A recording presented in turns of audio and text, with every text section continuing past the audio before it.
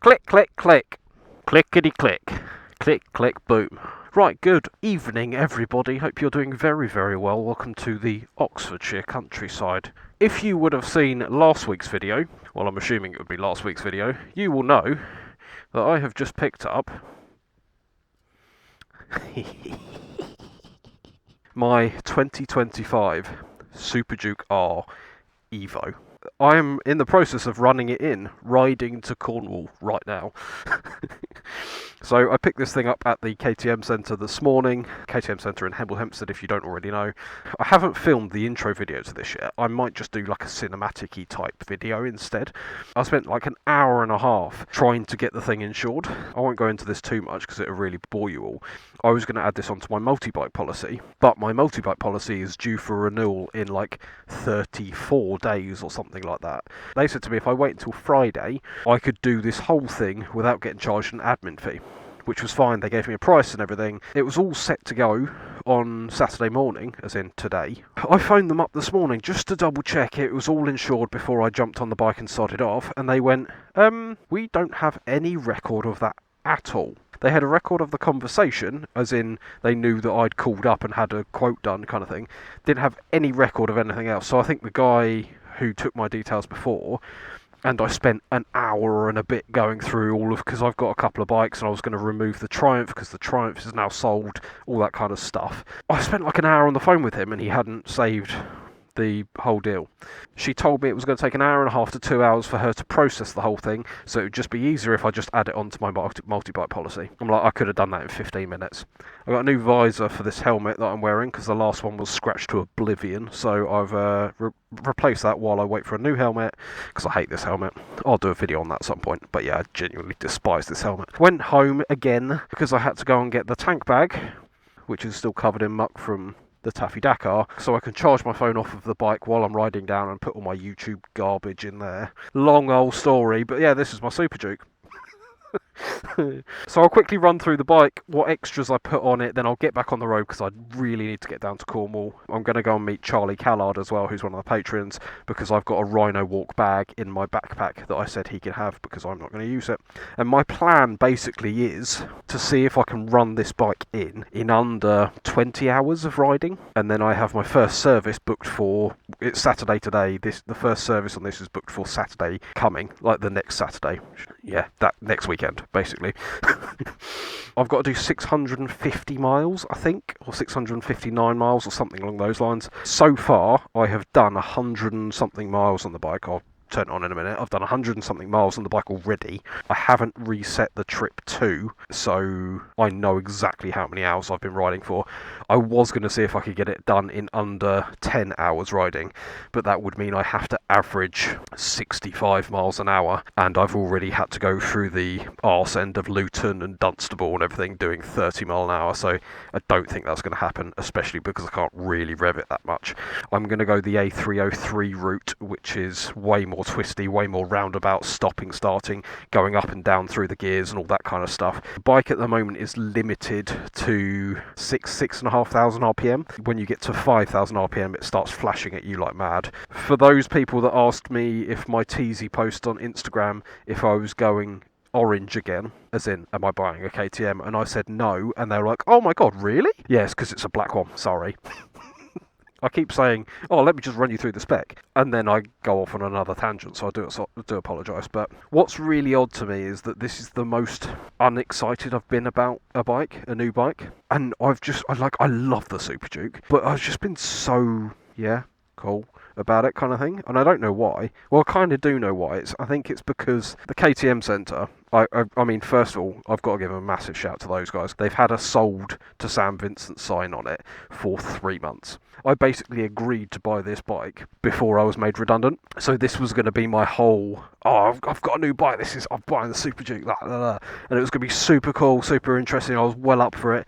And then obviously got made redundant without any warning. I've been to KTM about 4 or 5 times since that. The Super Adventure's had a service. I've gone in there just for a coffee on the weekend every now and again, and it's just been sat there with my name on it. I think that kind of tarnished the excitement factor of it, kind of thing, if that makes sense. I've obviously done 2,000 miles pretty much on a Super Duke, on a 1390 Super Duke anyway, in ways of, obviously I did the trip up to Scotland and Wales and all that sort of stuff on the loan bike from KTM UK, and I've obviously test ridden bikes and all sorts of stuff. So it was just kind of, I don't know, it was just a real, I love the bike and I knew I was going to love the bike, but was just so unexcited about it, if that's even a word.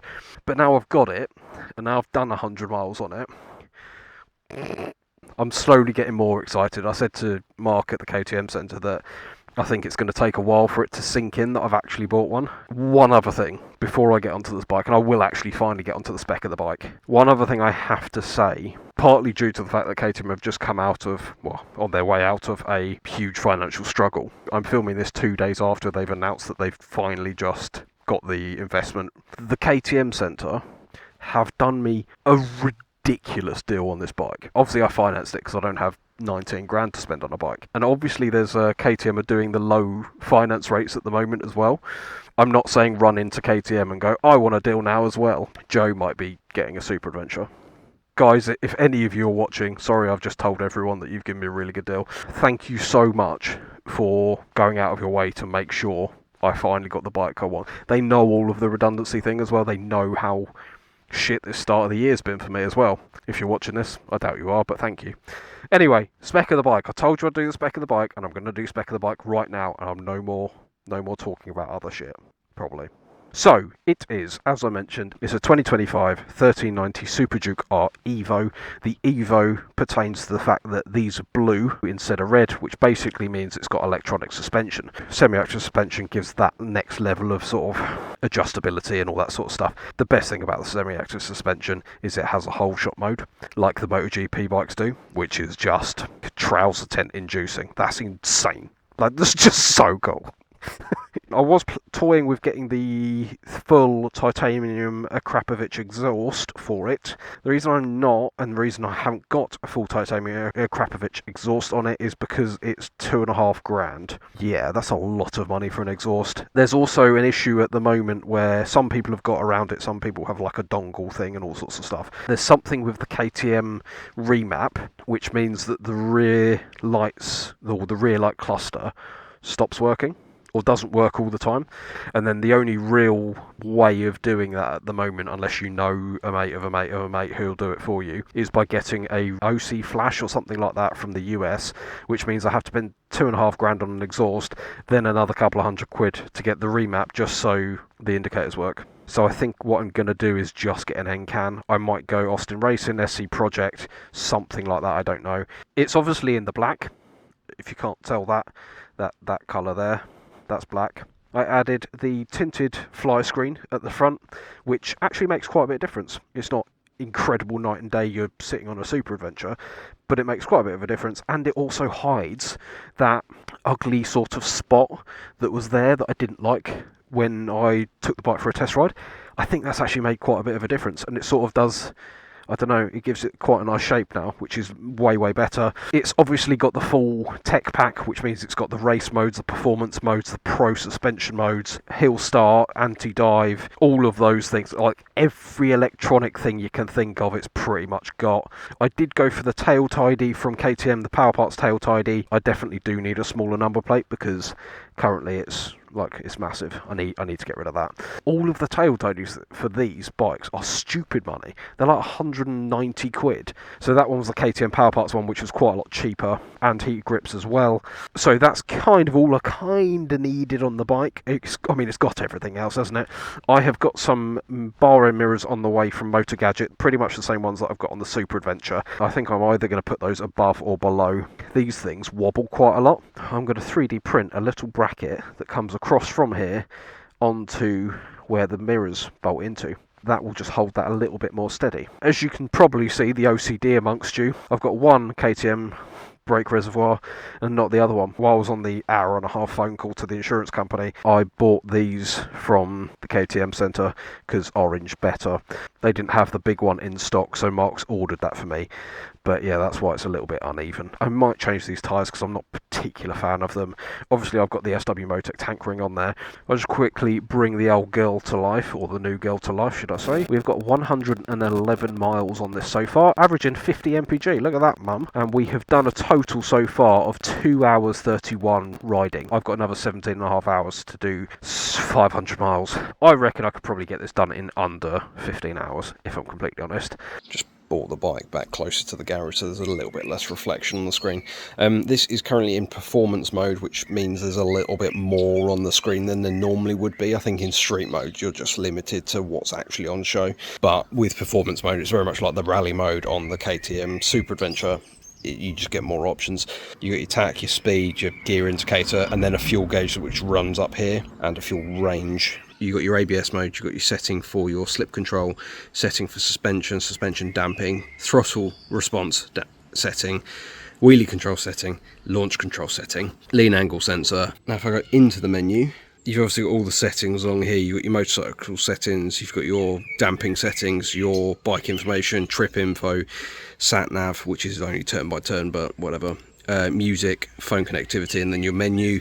If I quickly go into this, like I said, I'm in performance mode, so you've got all the different riding modes: rain, street, sport, track, performance. Performance and track are basically the same thing as far as I understand. Apart from track, you get more option to turn more off, so your ABS can be properly off. Performance is like that, but with all the options still available to you. So you got your ride mode, you've got your slip adjuster, as I mentioned, which just how much that rear wheel will step out. I love the animations that KTM do, it's just really funny. Throttle response, which is obviously just where your throttle engages most. Engine braking, so you can increase or decrease your engine braking. So you've got 6-stage anti-wheelie, which is just hilarious. Factory start, which is essentially your whole shot mode, so you engage that the rear of the bike squats down so you can get a better start. I haven't used that yet because I think you can only use it in launch control, and you can only use launch control when you have done your 600 miles. So I won't be able to do that until Saturday. You can obviously do your Supermoto mode, which is ABS still on the front and no ABS on the rear. I think you can turn it off completely when you're in track mode, whereas you can only do rear ABS off on the road because it's a legal thing. MTC and MSR, which is like your traction control pretty much. Quick shifters on, as you'd expect. For damping, as in your suspension damping, I normally leave this in automatic. It's pretty good. I have swapped it into sport mode when I was riding some of the really nice back roads. You also get 3 track settings and 3 pro settings in this as well, which I'll obviously do a little bit more when I've used the bike a little bit more. So pro, for example, you've still got all your preload adjustments, so you can sort of do 5% increases and decreases in how high that rear preload is, or have it in auto. You still have the option of your anti-dive on and off, which is just the front end. It basically, when you brake, it holds the front end up a bit more, so it doesn't let the front of the bike dive as much as you'd expect by the name anti-dive. And then in your pro settings, you get all of these. I think it's 20 settings on fork compression, fork rebound, shock compression high end and shock compression low end, and shock rebound. It's just, I don't know, I mean, this is almost above my intelligence level, I guess, but just the fact that you can do all that is just mind-boggling. Bike information, as you'd expect, you get your tyre pressure monitors, all your oil temperatures, water temperatures, fuel range, battery, odo, service, my warnings. I haven't got my phone connected to this properly, so I can't show you properly, but it's got turn-by-turn navigation. You can have your music up on screen, so if you can start, stop, pause, skip tracks and all sorts of stuff with your music, which is great. You can access your phone information as well, so you can only access last calls and your favourites. There's just a few different people that you can quick dial out from. And then if you go into your settings, you can change all the favourites down the bottom of what you want to see, which is the stuff here. So I can change what all these are. I can have odometer, battery, or whatever I want. You can have a custom switch, which you can, this is that up there, which means if I press towards me, that will take me into my factory start launch control. So you can change what that does. Phone connectivity and Cardo connectivity or Senna connectivity. Shift light, which I'm not going to use. You can adjust how bright or dim the backlit switchgear is. Stuff like coming home lights, your daytime running lights. all your TPMS settings, your anti-relay, and then you can just go into all the other options. Like I've got all my extra functions here: quick shifter, cruise control, suspension pro, engine braking, launch control, slip adjuster, throttle response, anti-wheelie, lap time. Oh, it's got a lap timer? Did not know that. Actually, that must be in your track mode. Sorry, I'm just finding this out now. Ride mode, going to track. If I go back, oh, I did not know it did that. That's cool. So you got previous lap, current lap, amount of laps, slip control still there. I didn't know it did that. This is so cool. Not that I'm ever gonna use that, but if I press that, second lap. Oh, I didn't know it did that. That is many arousing. That's enough now. Oh my god, what have I done? So yes, let's start her up. Phone is now charging. I do need to actually go now. You're an all-star. Get your game on. Go play. What's quite nice is I can't flat foot these. I never have been able to flat foot Super Dukes, but I can get my feet both down on both sides, which is really nice. The problem with getting a brand new bike, I say this like I don't mean to sound like a most unbelievably spoilt arsehole. The main issue is everything is new at the same time. So the engine's new and you have to be very nice and gentle to the engine. You've got to make sure you warm it up and all that sort of stuff, which is fine. But for the first 100 and something miles, you've got brand spanking new tyres, you've got brand spanking new brakes as well. If you overcook it into a corner, you're not stopping, or it's very hard to stop, and you're probably not turning the corner either. You have to short shift everywhere pretty much. This is the benefit of having 190 horsepower. This thing like redlines at basically 11,000 RPM, and at 4,000 I can easily sit at motorway speeds. And it's not slow to accelerate either. Let me third gear.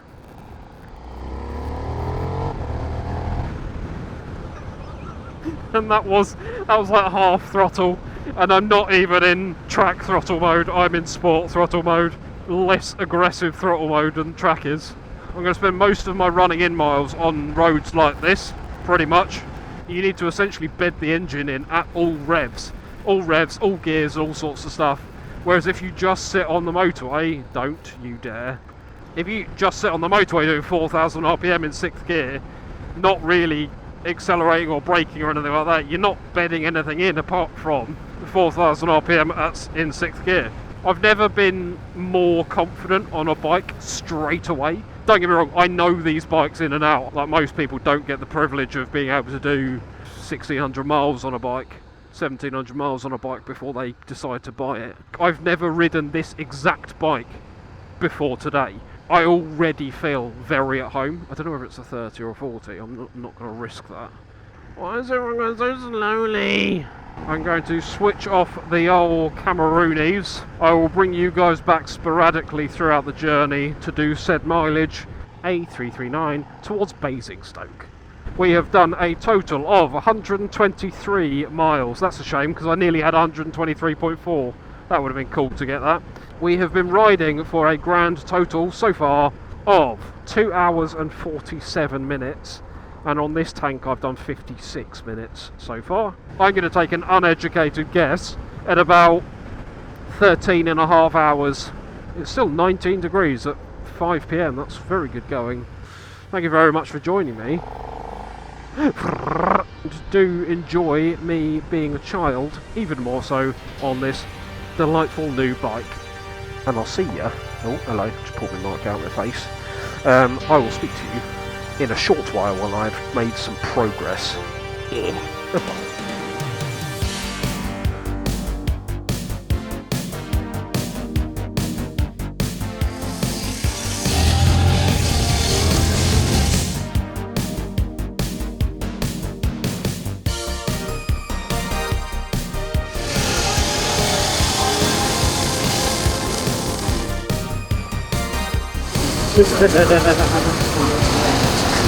Oh!